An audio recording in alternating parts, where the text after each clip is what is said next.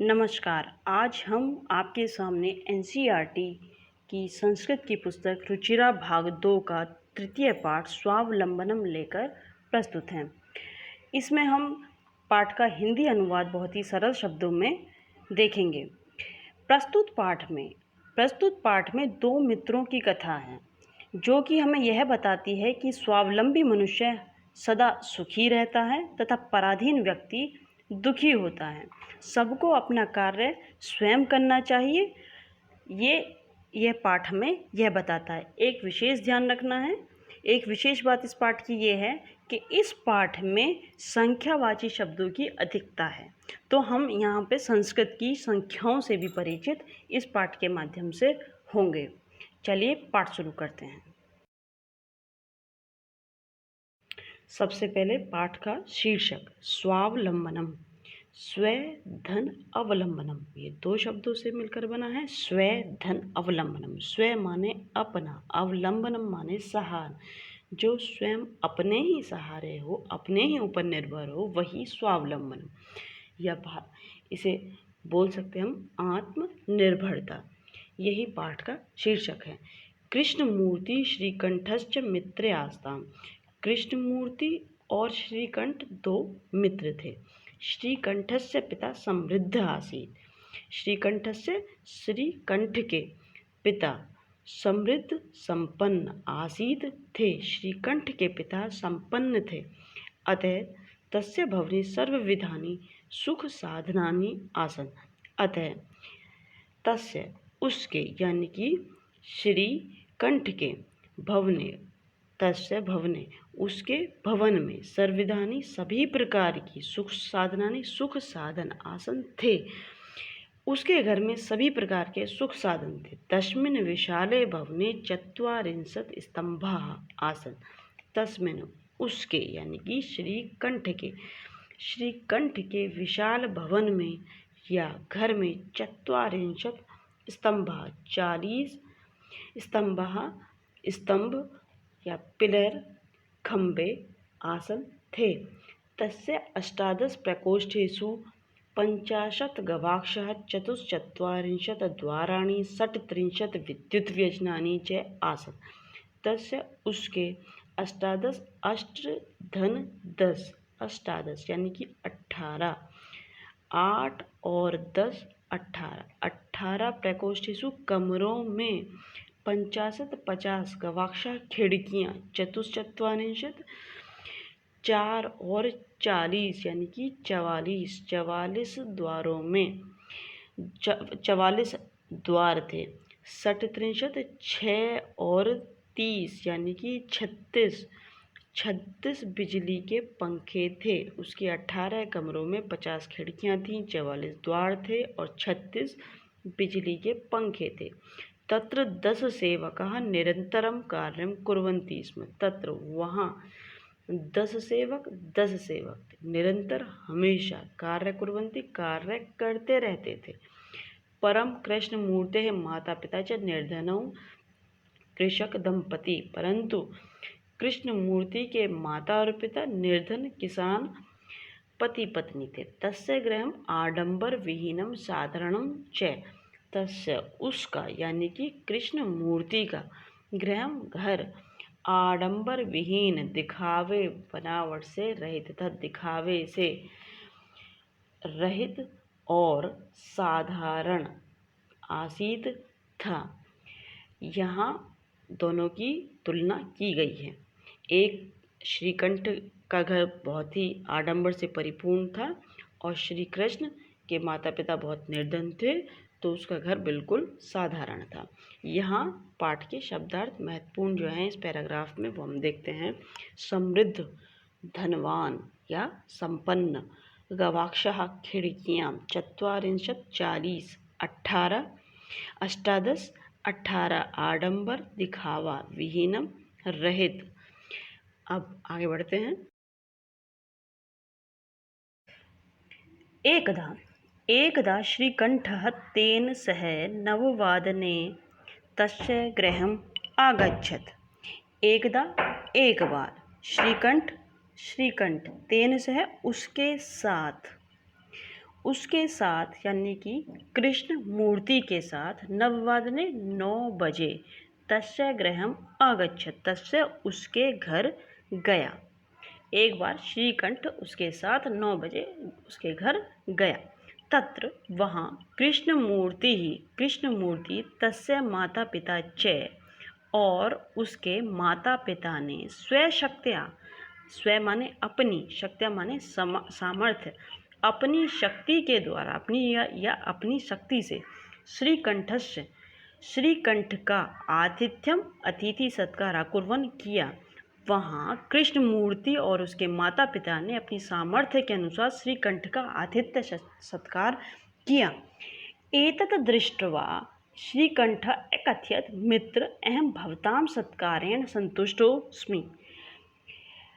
एतत् यह दृष्टवा देखकर श्रीकंठ अकथयत् बोला, मित्र हे मित्र, अहम मैं भवताम आपके सत्कारेण अतिथि सत्कार से संतुष्ट अस्मि, खुश हूँ, संतुष्ट हूँ।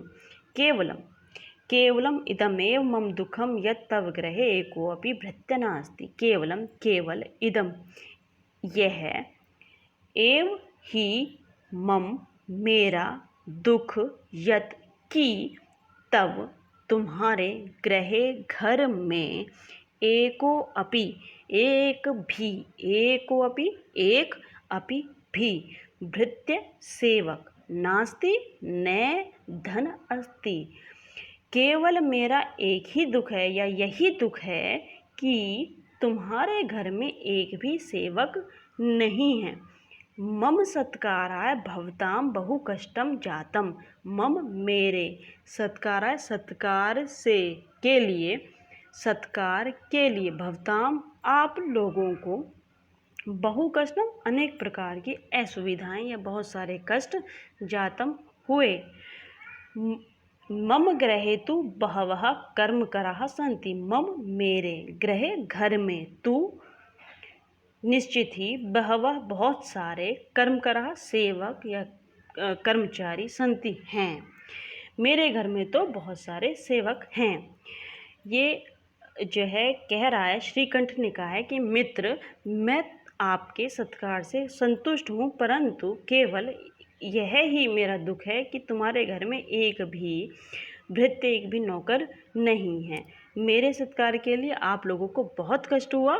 मेरे घर में तो बहुत सारे सेवक या कर्मचारी हैं। यहाँ उसके कुछ महत्वपूर्ण शब्दार्थ हम देख लेते हैं। आतिथ्यम अतिथि सत्कार, कर्मकराः कार्य करने वाले या कर्मचारी, भृत्य नौकर, स्वशक्त्या अपनी शक्ति से, स्वधन शक्तिया, स्व माने अपना, शक्ति माने शक्ति, अपनी शक्ति से। आगे बढ़ते हैं। तदा कृष्णमूर्ति ही अवदत् मित्र मम अपि अष्टौ कर्मकराः सन्ति। तदा तब कृष्णमूर्ति अवदत्, कृष्णमूर्ति बोला, मित्र हे मित्र, मम अपि मेरे अपि भी अष्टौ 8 कर्मकरा सेवक सन्ति हैं। मेरे भी 8 सेवक या नौकर हैं। ते च 2 पादौ 2 हस्तौ 2 नेत्रे 2 श्रोत्रे इति। ते च और वे हैं 2 पादौ 2 पैर, 2 हस्तौ 2 हाथ, 2 नेत्रे 2 आँखें, 2 श्रोत्रे 2 कान इति। ये एते प्रतिक्षणम मम सहायकाः, ये प्रतिक्षणम हर पल, मम मेरे, सहायक हैं, ये मेरे हर पल सहायक हैं। किंतु तब भृत्या सदैव सर्वत्र च उपस्थिता भवितुं न शक्नुवन्ति। किंतु लेकिन तब तुम्हारे भृत्या सेवक सदैव हमेशा सर्वत्र सभी स्थान पर उपस्थित भवितुम होने में नहीं शक्नुवन्ति समर्थ हैं। किंतु तुम्हारे सेवक सदैव हमेशा और सभी जगह उपस्थित नहीं हो सकते। त्वं तु स्वकार्याय भृत्याधीना, तुम तो स्वकार्य अपने कार्य के लिए सेवक के अधीन हो।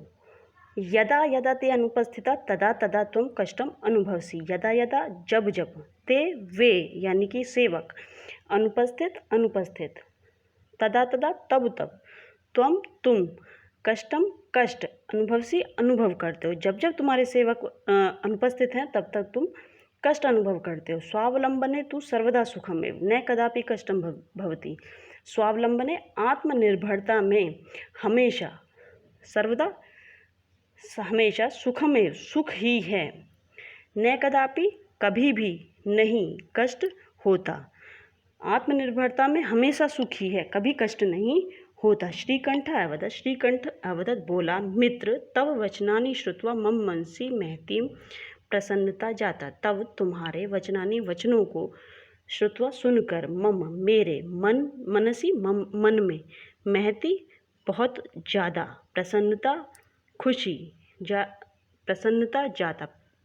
खुशी जाता उत्पन्न हुई।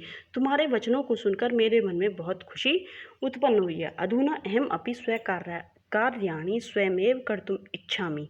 अधुना अब अहम अपि मैं भी स्वकार्याणि अपने कार्यों को स्वयं ही करने की इच्छा करता हूँ। अब मैं भी अपने सारे कार्यों को स्वयं ही करने की इच्छा करता हूँ। भवतु ऐसा ही भवतु हो 12:30 12:30 वादनम इदम।